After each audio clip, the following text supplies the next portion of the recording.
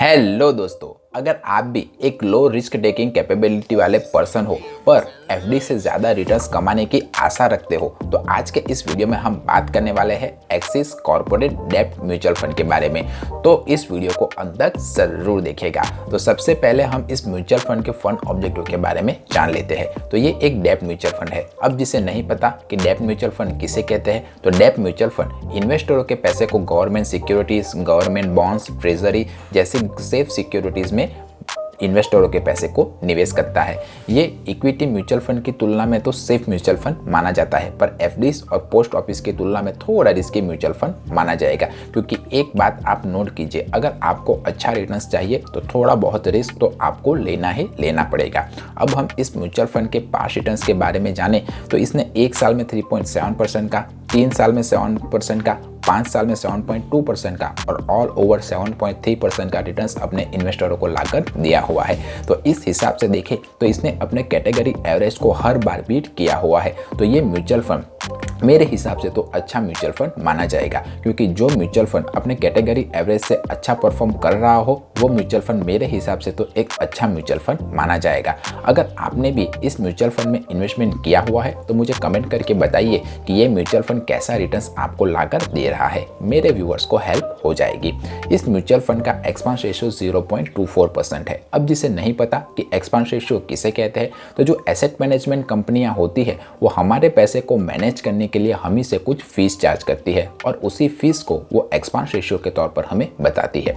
तो जितना ज़्यादा एक्सपेंस रेशियो होगा उतना ही कम आपको प्रॉफिट होगा। तो जब कभी भी आप किसी भी म्यूचुअल फंड को चुनें तब कम एक्सपेंस रेशियो वाले म्यूचुअल फंड को चुनने की कोशिश कीजिए। इस म्यूचुअल फंड का AUM 3,179 करोड़ रुपीस के आसपास है। AUM यानी कि एसेट अंडर मैनेजमेंट, यानी कि ये इतने अमाउंट के रुपीस को मैनेज कर रहा है ये म्यूचुअल फंड। इस म्यूचुअल फंड का benchmark Nifty corporate bond index B111 को ये फॉलो करता है। और अगर आप इस म्यूचुअल फंड में अपनी इन्वेस्टमेंट को स्टार्ट करना चाहते हो तो मिनिमम SIP 1000 रुपीज़ और लमसम अमाउंट 5000 से स्टार्ट कर सकते हो। एलोकेशन बाय क्रेडिट क्वालिटी देखें तो इसने A1+, AAA, SOV, cash and call money में इन्वेस्टरों के पैसे को निवेश किया हुआ है। टॉप डेब्ट होल्डिंग कंपनी आप देखें तो इसने Gujarat state, MBC office, park and rate, government of India and lancer and turbo जैसी अच्छी डेब्ट होल्डिंग कंपनियों में इन्वेस्टरों के पैसे को निवेश किया हुआ है।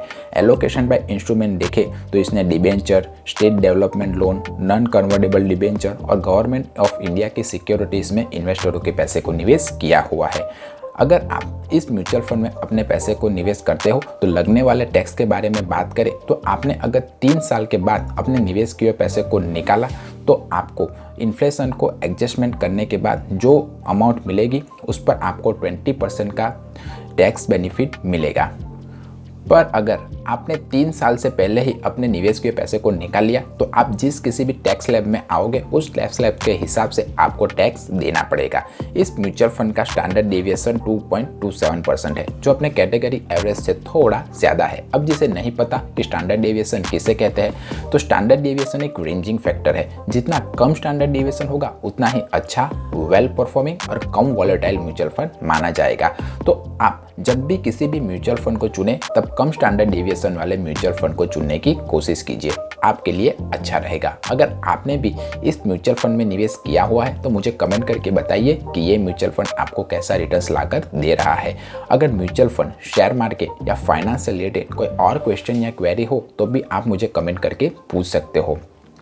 मेरा वीडियो पसंद आया है तो वीडियो को लाइक कीजिए, चैनल को सब्सक्राइब कीजिए। और हाँ, इस वीडियो के ख़त्म होने के बाद यहाँ पर एक्सिस के दूसरे म्यूचुअल फंड के बारे में जो मैंने रिव्यू किया हुआ है उसकी प्लेलिस्ट पॉपअप होगी, आप उसे जाकर भी देख सकते हो, आपके लिए हेल्प हो जाएगी। तो मिलते हैं अगले वीडियो में, तब तक के लिए बाय बाय।